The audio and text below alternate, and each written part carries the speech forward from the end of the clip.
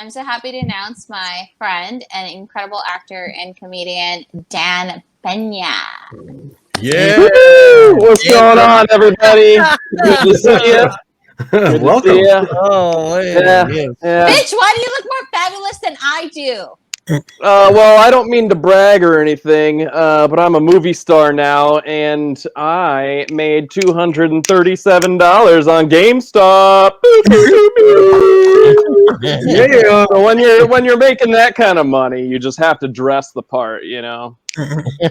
Yes. So you held, you didn't sell. Oh, I sold. That's how I was able to come up with the $237 to buy this jacket and these cool glasses. And the rest of his necklaces were obtained the Mr. T way, where he found them from people that left them at the club. Yes. I had a little change left, so I went to the thrift store and got some change. Yeah. God, I'm so jealous. Yeah. You look like you do a lot of coke and Molly right now. I can't afford it. I already spent the $237. I don't know if that's going to buy you a lot of coke and Molly, but what do I know? Is it just hot in here? It's probably that jacket. Oh. Yes. Don't call Peta. All I could hear was Benny and the Jets. That's all I could hear. How are you guys doing? Thank you for having me on. Thank you for being on the show. Thank you for being here. Yeah. Thank you. So We're doing pretty good. Hey, I noticed something on your face. Sorry to jump in there, Stacy. Sure. But you have a rather cute old dog, don't you? I do. Yes, Grendel is his name. He looks like an old man, but and he is now, but he's always looked like an old man. So okay, I'm trying to summon my dog that looks exactly like your dog, so your mind can be blown. But she's not answering the fucking text because no fucking thumbs. So you're trying to text your dog? It's the family plan. If you use it, you don't use it, you lose it. Like, yes, he also got the dog. No, I'm trying to get my wife to bring the dog in here. She's like, I'm not your secretary. It's your show. You don't want my dog in here. She'll crap everywhere. But yeah, little dog day. I didn't even get to tell Dana. Dana, right before we had to go on, the dog decided to do some business. Oh. Why are French bulldogs such feisty little bitches? I mean, technically, she's a female dog, so. I love French bulldogs just because they have such an attitude and persona. My dog's just annoying as hell. Oh my god, that's his dog. Look at that! Like I looked at your Instagram. Like, wait, he took Maisie and took pictures of her. He's all nervous because they look like they could be related. Yeah. She's nervous because she's like, I told you I never want to be part of this with you. Yeah. Like, I'm camera shy. Are you trying to set them up, Dan? You owe me biscuits. This is your dog, Daddy. No, she's really going to collect biscuits later on you, Dan. You better get those treat biscuits ready. I needed beers too. Thanks, honey. Yes, thank you, honey. She sounds so annoyed by you. Like, I can't delivering beers and dog. Beers and dog. We don't have any dog beers. She's not used to the showbiz atmosphere. She's like, oh, there's so many lights in here. So, who is that? That's the makeup girl. No, that's the neighbor. What are you doing? Anyway. So Dan, not the bottom one. Not the bottom Dan, which is another nickname. No, Top Dan. Power Dan. Power Dan. This is already off to an interesting start.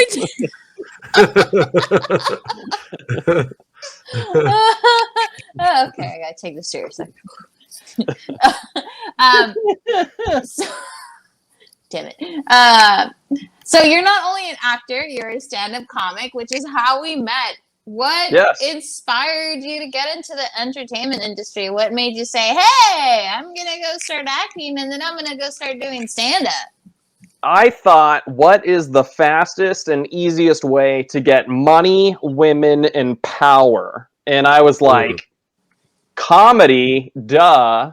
So then I got into comedy, and clearly it's doing very well for me.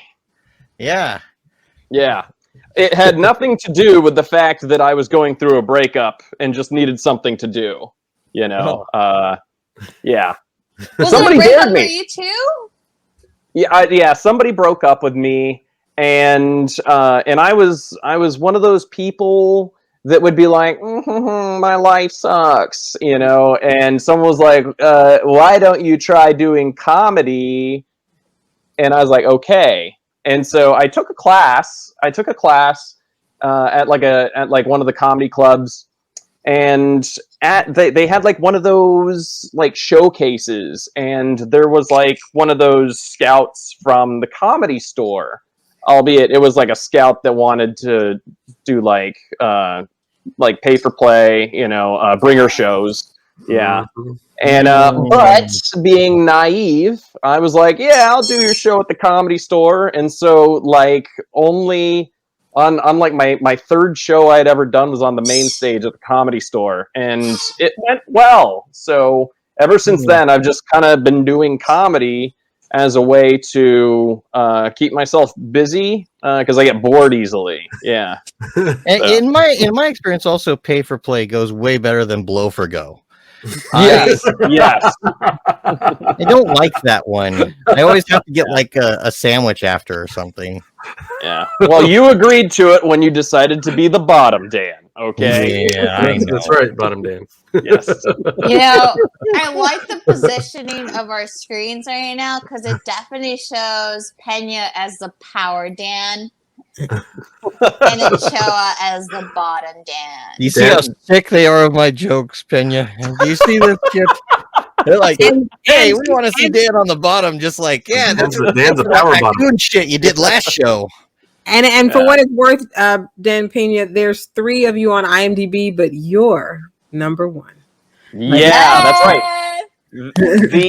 There's, I think number 2 is still me. They just like got one of the credits wrong. They were like, oh, I don't know if we should start a new Dan Pena, and so they did. And then the third one is like the multi-billion-dollar man who is not me. Like it's definitely not $1 man. Yeah. But he's 3. What did they build him out of? Right. He's built out of billions of dollars. No, this guy has grit, man. He's such a cool cat. We're actually friends on Facebook. I hope he's watching it now. He's not, but I wish he was. He like is a pick himself up by the bootstraps kind of guy, and like has like trained all these like Fortune 500 company CEOs and stuff on how to best facilitate, you know, their running of their company. And so he's literally generated billions of dollars that way. And I have served up probably hundreds of laps. So, you know, we're pretty much the same. Okay. Pretty much the same. Who added who on Facebook? Did you add him on Facebook, or did he add you on Facebook? He added me. What? He added me. Mm-hmm. And then he said, "Are we related?" And I was like, I hope so. I would have been like, yes. Give me your money and die. Yes. Yeah, don't you remember me at the thing? Like, yeah, you said that you would fund my whatever the fuck, so just send it now. Yeah. Should, yeah. Send him like a Venmo request or something. I'm writing this pilot. You said you were gonna, you know. So. Yeah. That's what I'll do next time. So send me your social. Here's my Venmo. True story. I was on tour. I was doing a New York City like club, just hitting them all up and stuff. Maybe like 4 years ago. And I had booked the main room at this club, and it was completely sold out. My mom was coming from Texas to come see me and stuff because she was like, "My baby's on Broadway," and so it was really cool. It was a really cool big ordeal, and I got bumped from Joe Rogan. because he decided to drop in and he wanted to do an entire like full hour and a half. And so they bumped me into a smaller room. And so I remember being like really sad about that because I basically had to do like their version of the belly room, which is fine, whatever. I still got paid, whatever. However, like a few months later, Dan Pena got into like an internet fight with Joe Rogan, and he invited him on his podcast. And it was crazy because one thing led to another, and he was like, I'm going to tear off Joe Rogan's head and shit down his neck. And this guy was like, I like you. You're on my show. And moral of the story is I wasn't on his show. So good times. I'm not bitter. I love Joe Rogan. So the moral is, if you want to get on Joe Rogan's show, threaten him with shitting down his headless neck.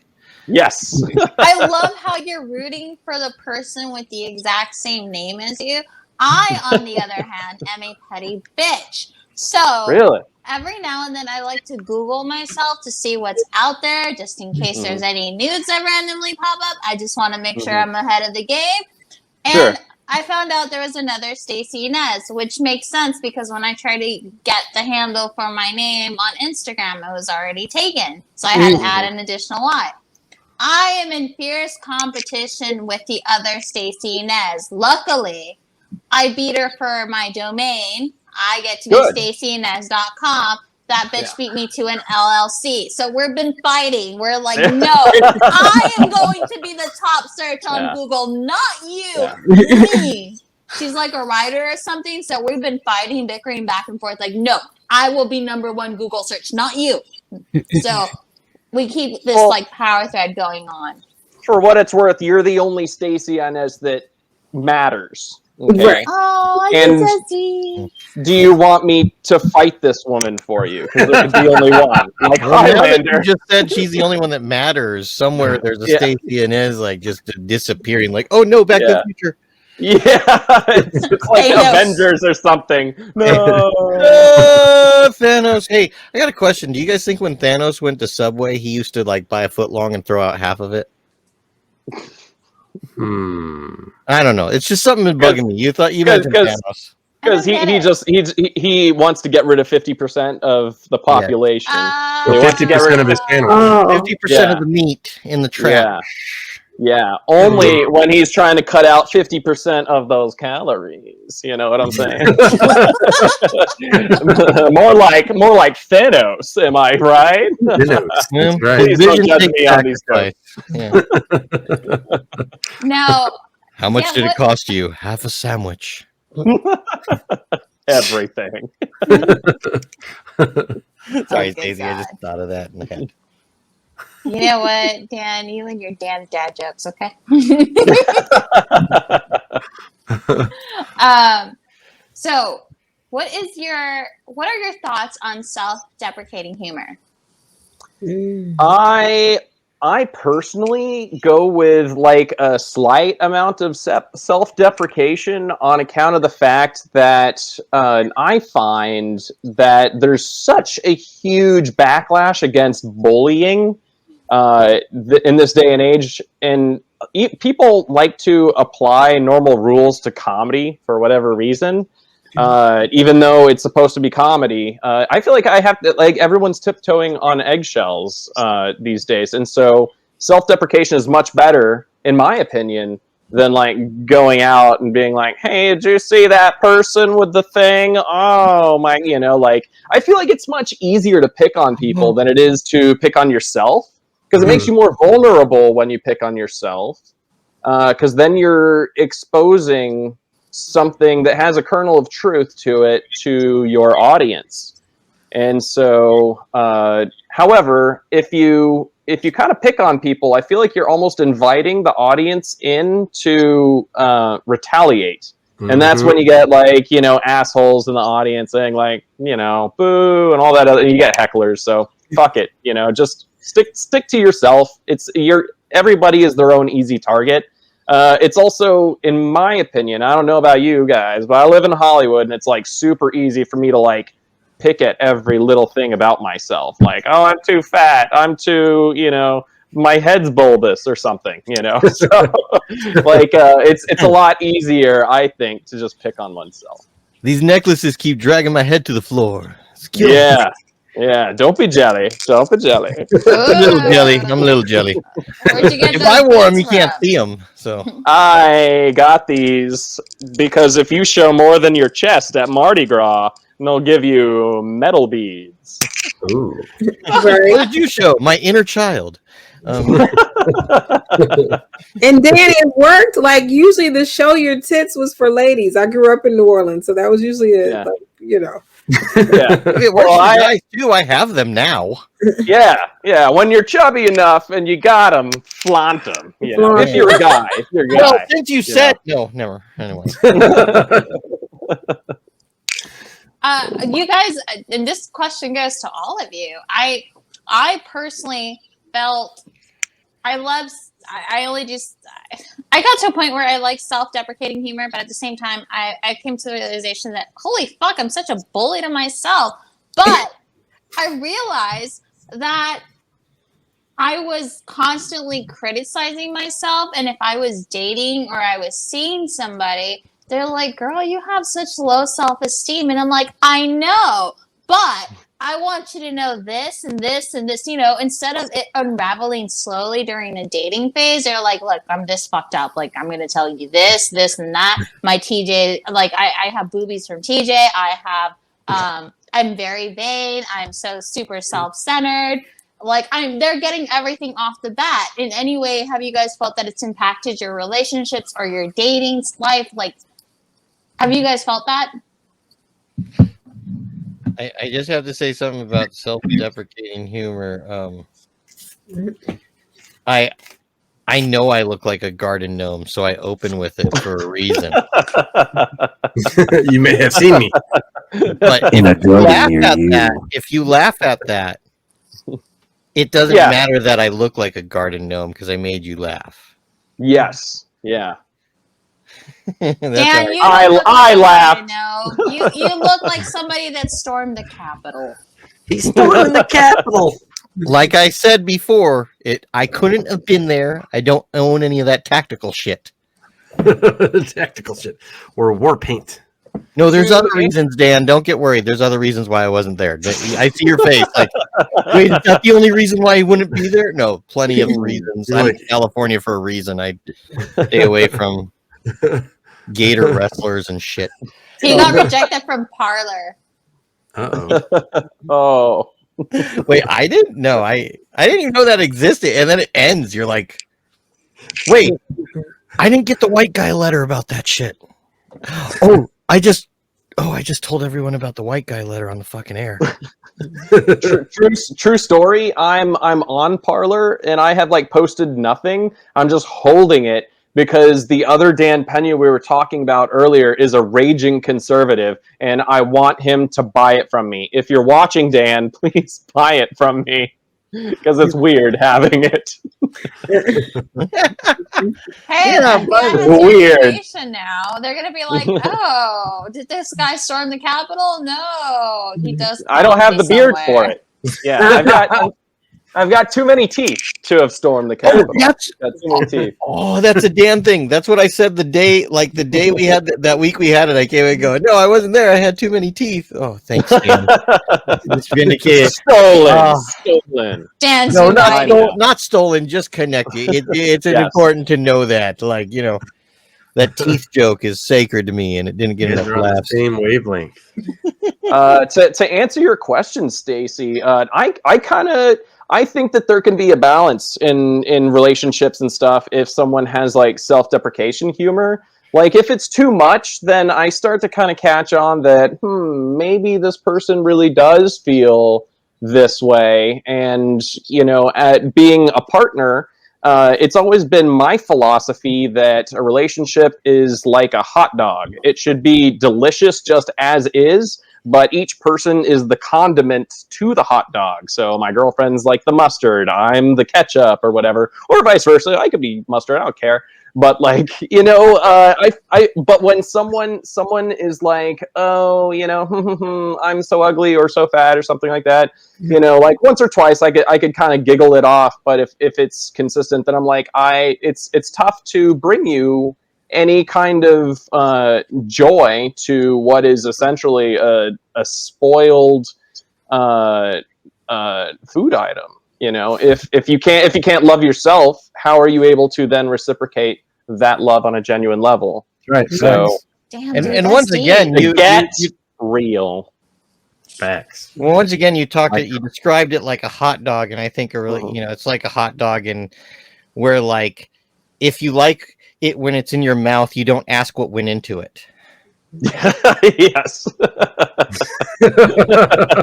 High five, bottom band. Dana's face right there was priceless.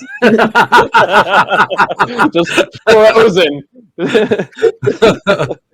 Oh man. Oh, God. Do you guys feel like it's impacted your relationships anyway, Stefan, Dan? I don't know, man. You gotta have. I don't know. I mean, Wait a second, Lauren, are you still here? Can you tell us the truth? 1-800 tell on your husband. Does he do too much self-deprecation? Whatever you say, Lauren, stays between us and Facebook and probably the FBI. But that's cool too. Lord. Holy Buddha. I don't know. I'm a pretty silly person. I think, you know, my daughter, man, you know, she does things that my wife is like, wow, she really is your daughter. I don't know. I mean, I don't know. That's a hard one, man. That's a hard one. I don't know what to say about that. I'm just not. I just say be yourself, man. That's really just be yourself, and you know, if someone doesn't like yourself, then fuck them. Right. Yeah. Slowly in a tub. Holy Lord. I just found that. Sorry, it's just that I found that if you add certain words to the end of almost any sentence, it can make it creepy. If you add slowly in a tub to almost anything, it's just Just think about Buffalo Bill, it's like the fortune cookie. Yeah, Buffalo Bill. Holy Lord. I'm gonna watch. I get it. Slowly in a tub. Yeah. It's like the fortune cookie thing, you know, like in bed, you know. Yeah, so it's like, yeah. Right, life is like a hot dog in bed, you know. Every person's the condiment in bed. You know what? When white men make serial killer jokes, those are the ones that scare me because I'm just saying statistics. But what if he's really sexy? It's always. What if he's really sexy? It doesn't matter. I don't know. Some ladies might think differently. I don't know. Haven't you seen the Netflix documentaries of the men killing their wives? They're all pretty decent looking. Those fuckers still kill you. Like, well, it's always the guy you least expect. Like the guy that you expect, he kills one person. Like everybody fucking knows he did it. Like I get mad at myself that I like white guys because I feel like I'm playing Russian roulette. Like I'm like, am I gonna end up in a trash bag today? Like, what's gonna happen? I agree. We're gonna end up in a trash bag. I agree. It's always the white guys. I feel like that are like the serial killers, and I watch the same documentaries and stuff like that on Netflix all the time. My girlfriend like binge watches all this stuff, and I'm like, you can never murder me, and I can never murder you because you know the first thing they're gonna look at is what we've seen on Netflix, and bada bing bada boom, they would know it was me or her.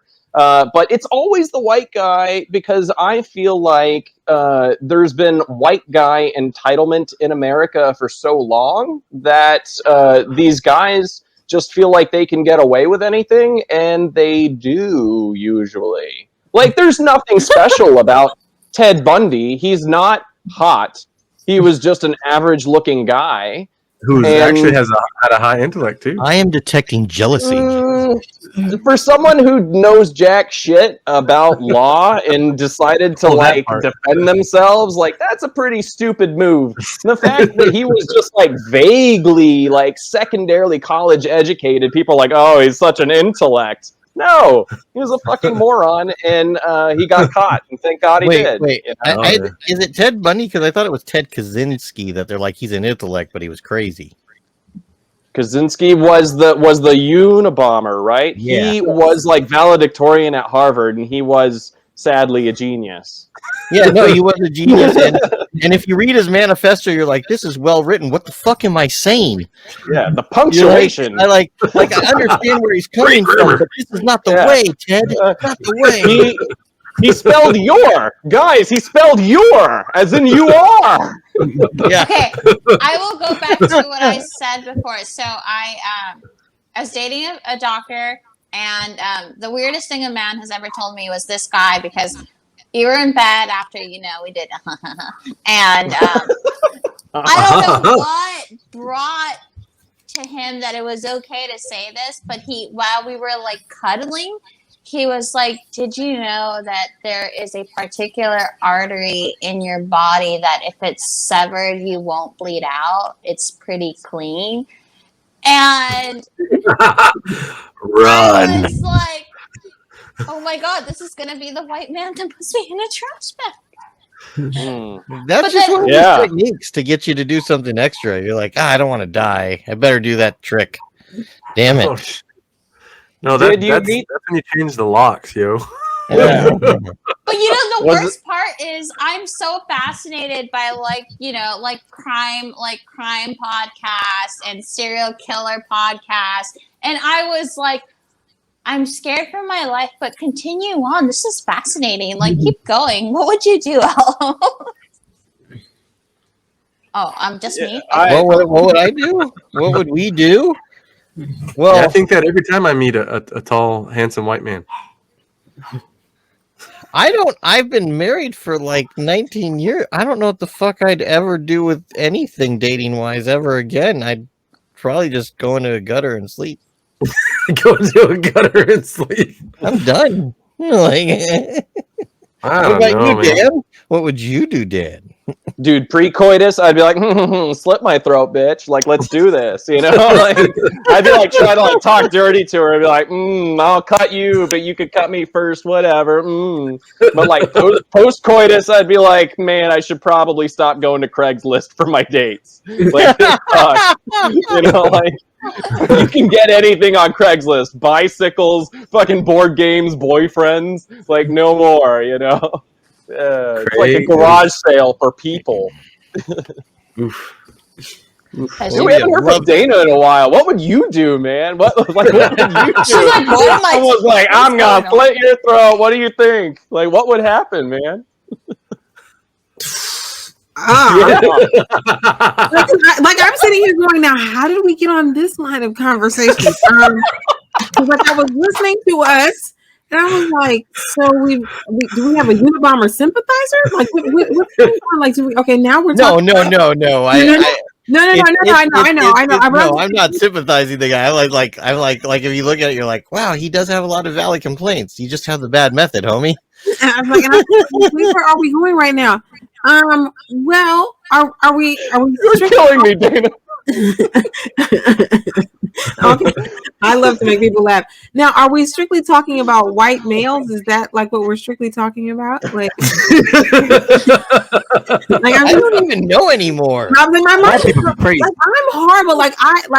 I'll just say this: I'm waiting to meet the right white guy. That's first. Like I got like the right white guy. Right. Like I've never, and I'm just there's no design to this. I have certainly been on a date outside of my race, but I've never slept with anyone outside of my culture. Like, so that's first.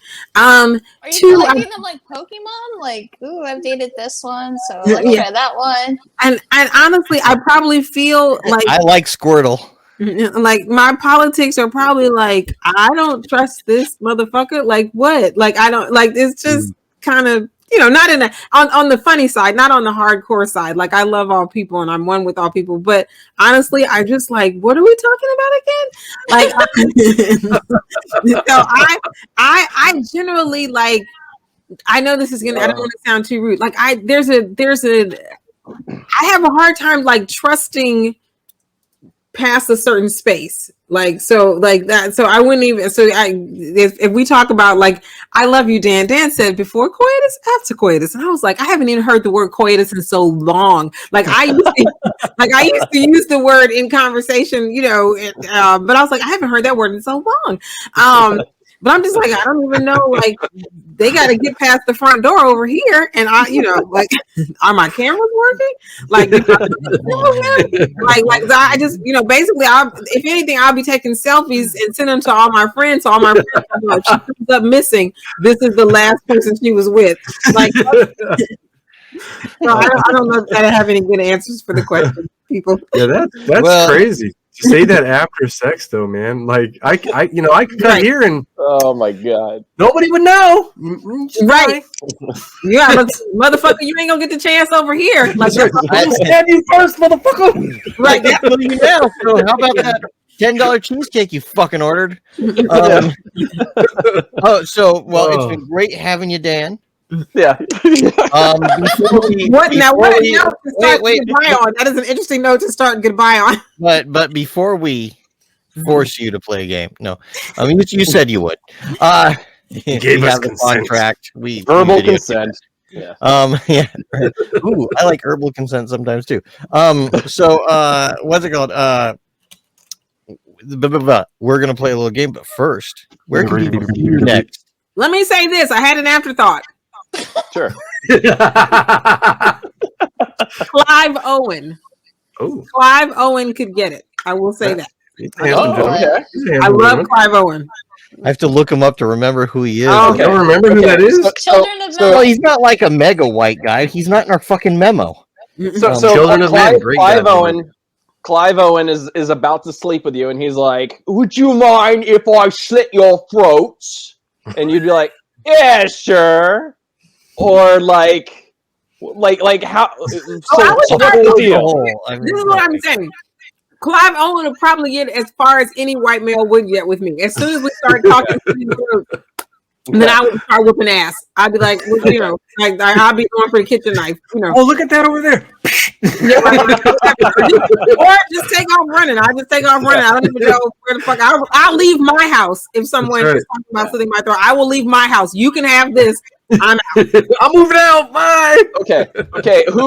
Which celebrity would be worth it though? Like to just like what? Like for me, Natalie Portman in her prime. If she was like, "I'm gonna stab you," I'd be like, "Yes, that's fine.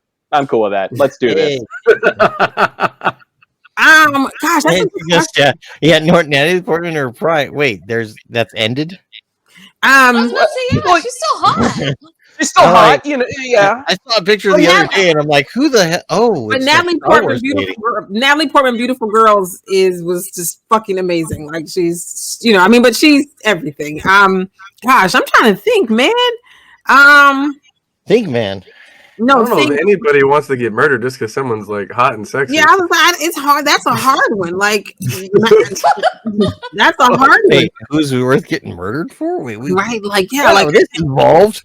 All right, I'm bringing it up. I'm bringing it up because supposedly Armie Hammer did that. Like, I saw that. Fucking the one-sided message. You had to live with the name Armie Hammer. It was a one-sided message. Have you seen that, Dana? No, it's where he wants to bathe in blood and like eat some of her and all. But we don't know the context of what she was sending over. That's the problem. Mad because the Lone Ranger tanked. Wait, are we saying Armie Hammer like this actor? The actor, Social Network, Lone Ranger, The Man from U.N.C.L.E. He had a dark text message between somebody, a consensual private one that it was supposed to be, where he goes into his dark, one of his dark turn-ons or dark fantasies that he's into is them eating each other, like literally, and like literal cannibalism. Literal cannibalism and like some blood and having sex over a bunch of skulls and bodies and all this. Like it's really dark. It's one of those things. If you love the actor, don't read that shit. But like This is the difference between black folks and white folks. Like right there. Right there. That's the difference. That's the difference. Right there. Right there. Right there. We want to know why we're fucked. We want to know what's wrong in here. We're like, this is the hey, difference. why is it that I thought about killing that lady at the store for a brief second just because she asked them if she could go get the right kind of ice cream? This is why. Like, we want to know why we thought that. Yeah. Okay, Wait, again, only me? Only Yeah. you. I'm like, how did we get here? What are you talking about? Okay. So back to confirming. Yes, dating a white man is like playing Russian roulette. Okay, but anyway, Dan, where can we see you? What are your next projects coming up? Top Dan. Okay. So I just had a Christmas movie come out this past holiday, and it is on Amazon Prime and like Tubi, and it is called Community Theater Christmas, and it's shot kind of in the style of The Office, so it's like mockumentary style. It's about the cute little community theater that has to put together a play and hopefully get a grant so that way they could continue their theater stuff. And there's some drama that happens. It's very cute. I play the kind of like a gym character on it, so it's a lot of fun. And I've got this other one. The clip that we saw earlier in this episode is from a movie that's due out next year called The Choice, and just wrapped shooting that. And so we're very lucky that the director was able to throw that together and stuff for us to see. So that was exclusive. You guys are the first ones to see that clip. Yeah. And, it stars. I know we're out of time. What's the gym? What's a gym character? I'm sorry. I thought you were finished talking. What's The Office. Jim from The Office. I wasn't not a office. Yeah. He's just kind of the everyman main character that's got like a little silly side and a little bit of a serious side. He's the kind of like the hopeless romantic as well. Would you guys describe him as hopeless romantic? No, I would also describe him. Steve Carell's more hopeless. But yeah, Jim ends up with Pam. Spoiler alert. And but yeah. Okay, sorry about that. I was thinking the wrong guy. I was thinking Steve Carell. I was like, he's the guy that fucks over other people because he feels pressured into doing it. Did we want to do Which actor played Jim? Which actor played the Jim character on The Office? That's John Krasinski. Okay, that buff dude from A Quiet Place. I love him. I love John Krasinski. I like him, but I love him from How I Met Your Mother. That's what. Let's do a 5 minute, less than 10 minute thing for the thingy. Well, we have to do 3. Yeah, that's fine. It won't take that long.